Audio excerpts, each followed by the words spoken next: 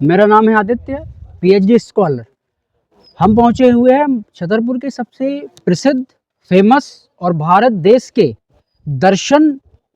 की कहीं जो स्थापना है, दर्शन की शुरुआत है, कामसूत्र को लेके, भारत की कामुकता को लेके खजुराहो माना जाता है पूरी दुनिया भर में।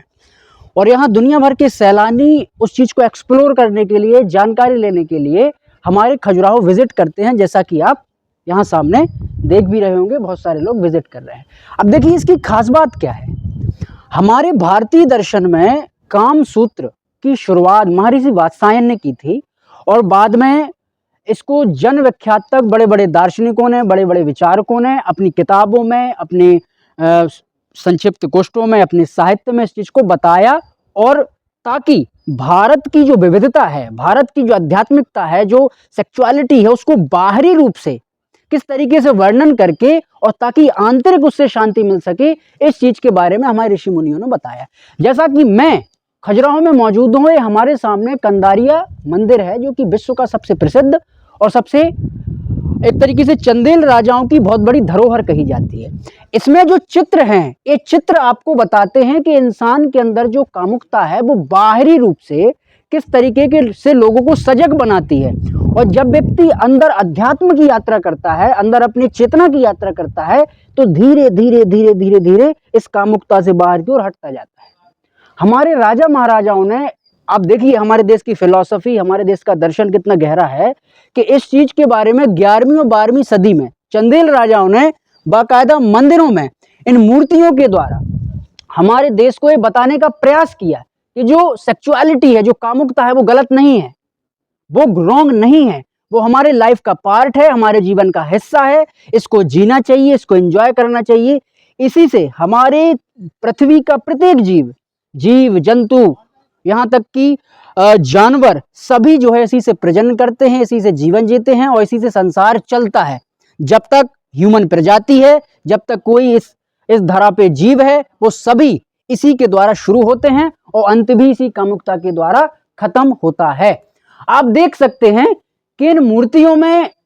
काम के प्रति जो सजगता है, उसकी अलग अलग मुद्राओं के बारे में दर्शाया गया है, बताया गया है। ऊपर भी आप दिखाइए कैमरामैन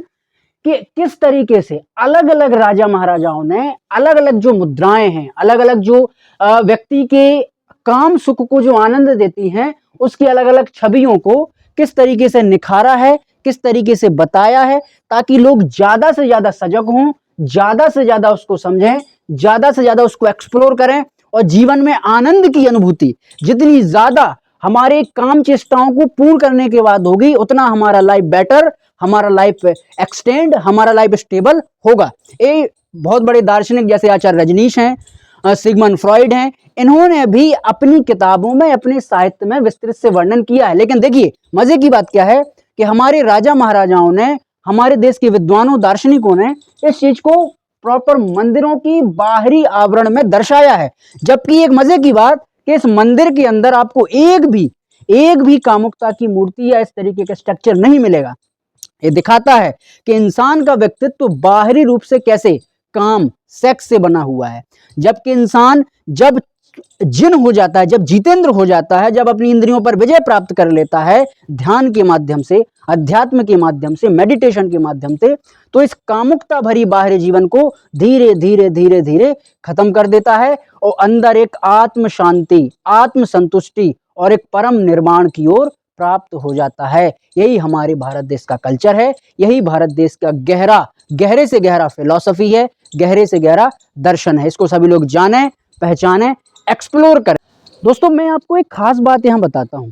ये जो आप मंदिरों की खंडित मूर्तियां देख रहे हैं, इन खंडित मूर्तियों का सबसे बड़ा कारण है विदेशी आक्रांताओं का। क्योंकि हमारे देश का जो कल्चर और संस्कृति है, इससे जलन विदेशी आक्रांताओं को तो होती थी, खासकर जो मुगल टाइम पे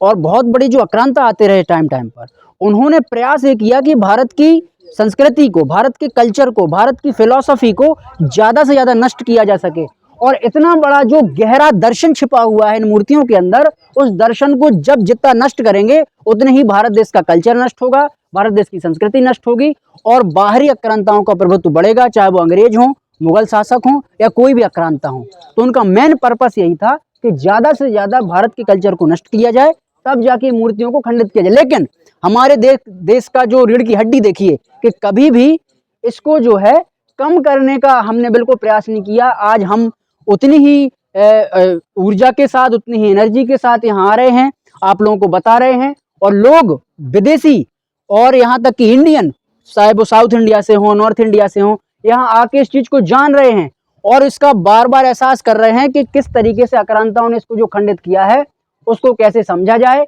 उसका